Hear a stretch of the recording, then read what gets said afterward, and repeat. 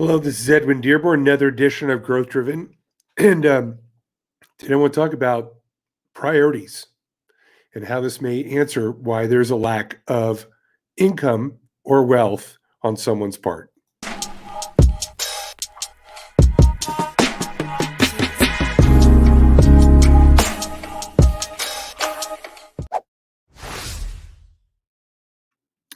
Hey, this is Edwin Dearborn, another edition of Growth Driven. Today I want to talk about an observation I made by watching the comments and the posts that I see people on social media. And it's interesting that people will binge watch shows on Netflix and other channels. Whether it's Mad Men or this show or that show, I may be dating myself because I don't binge on these shows. I never have. I've never watched one edition of anything outside of my ex-wife a number of years ago was really into one of those shows, and I watched several with her. That was about 5-6 years ago. But I'll see people going, "Oh my God, my favorite show is this."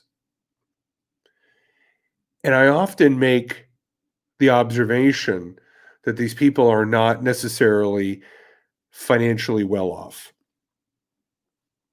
Now, I'm not saying that if you watch TV, you won't be financially well off, or if you're not financially well off, that it's because you watch TV, or any other insinuation. I'm just saying I have commonly observed that those who watch a lot of TV are not necessarily binging on what they should be binging on.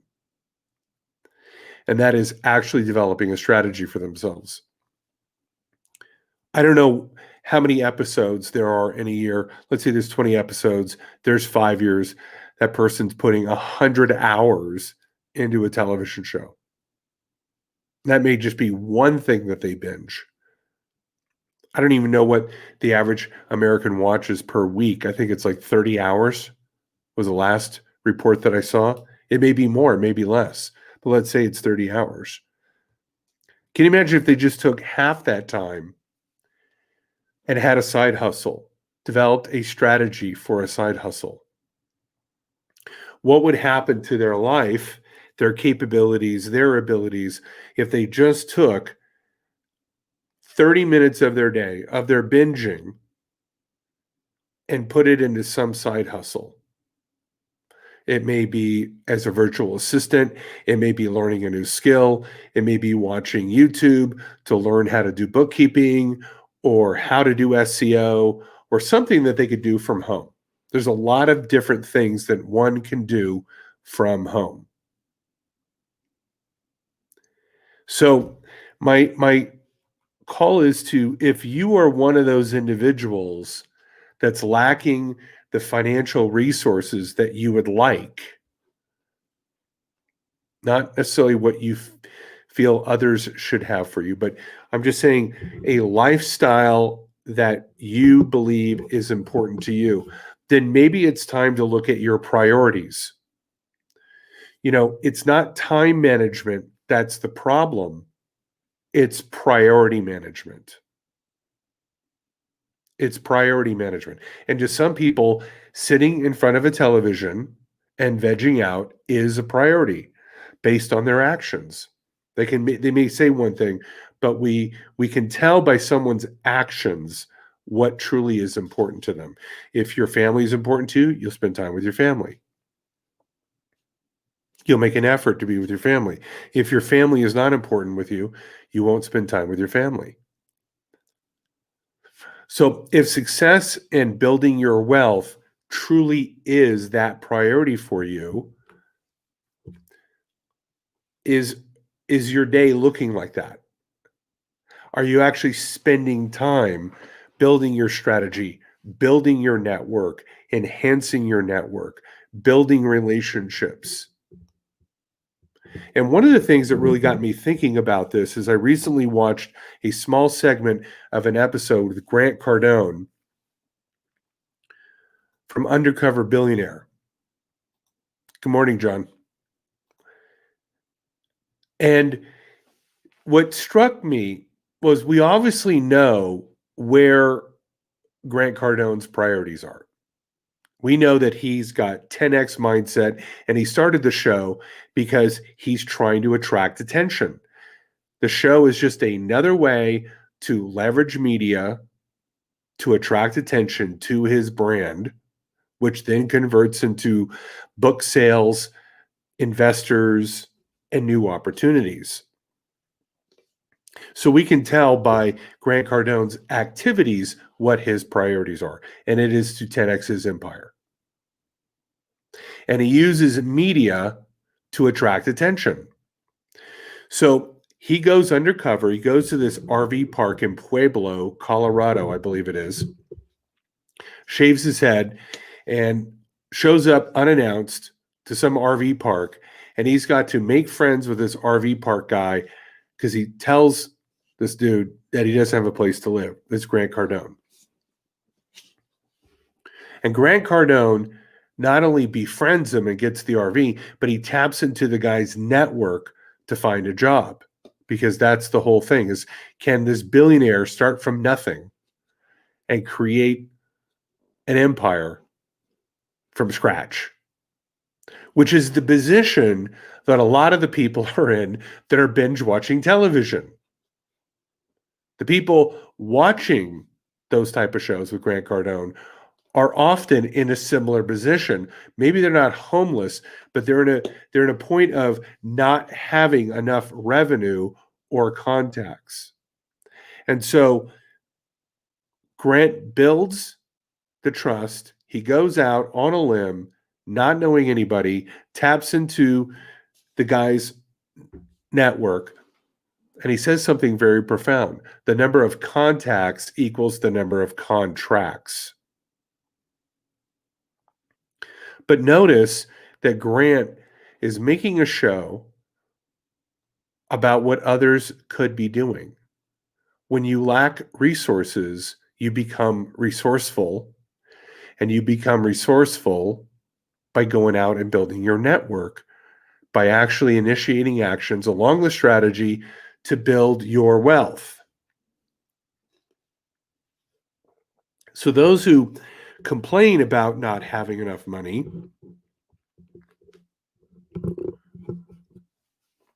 are they actually out there building their network like Grant Cardone does in the show? Are they actually taking the time away from television and other stuff and actually putting it into making money? Now, it has been a common observation of mine, and this has been over many, many years. I've asked this question of corporate executives, small business owners, real estate agents, mortgage brokers, hundreds and hundreds of business people. I've done it so many times. I have complete certainty on this. When someone is complaining about not enough customers or not enough money or not enough growth, I ask them this very, very important question. I'll ask you this question. Can I see your written marketing and sales strategy? Can you show it to me? And you know what? Not once has someone presented to me a written marketing and sales strategy while they were suffering from sales, from a lack of sales and marketing, lack of leads, a lack of business. Meaning they sat around and observed the problem, complained about the problem, complained to others about the problem, had drinks over the problem, posted about their problems, had meetings about the problems, blamed others for their problems. They did everything.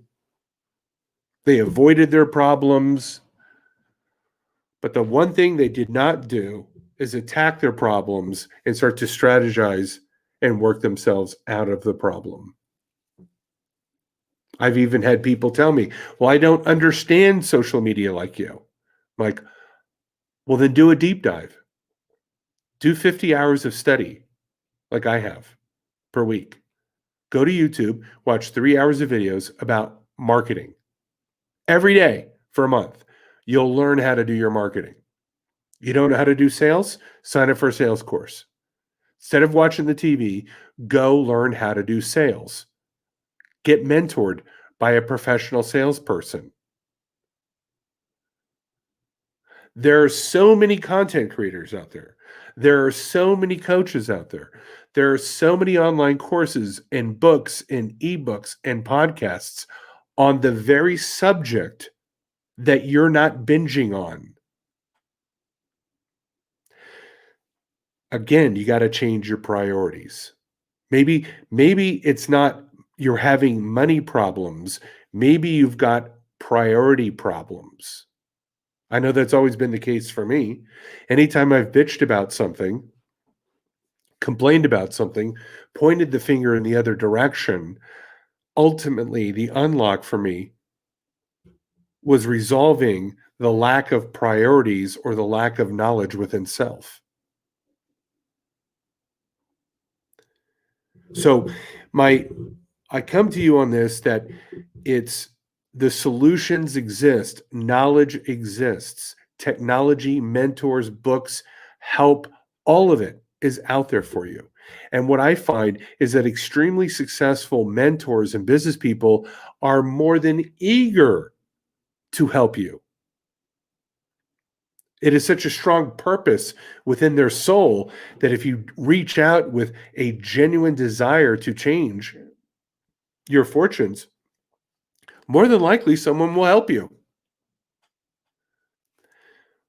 But if your own priorities haven't been reestablished, refocused on what's really going to get you out of the situation you're in, then more than likely they're not going to help you. Well, there's some old Buddhist saying, when the student is ready, the teacher will appear. When the student is ready, the teacher will appear. When you're ready, when you change your priorities, I guarantee you'll find the answers you're looking for. Seek and ye shall find. Seek and ye shall find. Priority problems make a lot of sense. That's right, Belinda. I agree. So if you're having an issue with your health or anything else,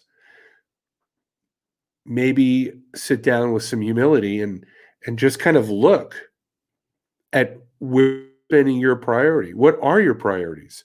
Have you written them down? Are you spending time nurturing your priorities, educating yourself about your priorities? Make that pivot. There's no shame in it. I'm not asking you to relook at your life in the light of shame. That isn't shame, blame, and regret.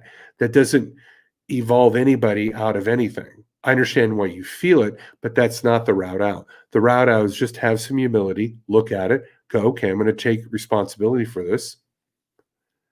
I'm going to find me a mentor. I'm going to find me some technology, some answers, and I'm going to turn this situation around. That's what I try to do with the people that I serve and work with as a branding, social media, content marketing guy, as a virtual chief marketing officer. The very first thing that I'll do with people that I work with is, do you have a written strategy? I got the problem. You've been talking about it for 30 minutes, for an hour and a half. You've told me in excruciating detail how bad it is and how bad it makes you feel. And while I have empathy, real empathy for your problem, now I want to know, are we going to change the priorities and work on it and turn off the Mad Men, turn off the TV shows, turn off the NFL, and actually start to realign your priorities to educating yourself about whatever it is you need to know to be proactive and effective about the very challenge that besets you at this moment. If Grant Cardone can go to an RV park and get a place to live for free, and he didn't rely on his name, he did not rely on his wealth, he relied purely on his resourcefulness and putting his effort into his priorities. That's something that we all could probably do a better job at, including myself. This has been another edition of Growth Driven. We try to bring you value, information, insights, as well as experts who share with you how they carve their own path to success. I hope to have you enjoy this content. Please feel free to share this content to your friends and family, and you make it a great day. Bye-bye.